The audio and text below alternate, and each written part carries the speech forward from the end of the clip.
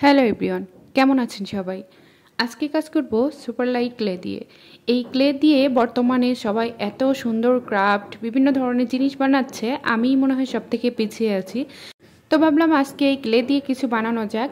আমরা যারা বাইরে হিজাব পরে যাই তাদের কিন্তু বিভিন্ন ধরনের হিজাব পিন কালেকশনে রাখতে অনেক বেশি ভালো লাগে। এই ক্লে দিয়ে আজকে আমি একটা হেজাব পিন বানাবো। তো হেজাব পিনের ডিজাইনটা প্রথমে আমি পার্পল কালার দিয়ে করছিলাম।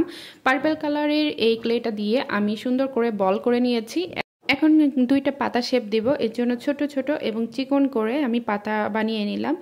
আর এই ডিজাইনটা অনেকটা আমি একটা ফ্রুটসের মতো করছি। সবাই কমেন্ট করে বলুন তো কোন ফ্রুটসের মতো করছি। অবশ্যই কিন্তু আপনারা দেখেই বুঝতে পেরেছেন। তো এটা একটা আঙুরের শেপে করতে যাচ্ছিলাম। তো কেমন হয়েছে এই আঙুরের শেপটা অবশ্যই কমেন্ট করে জানাবেন।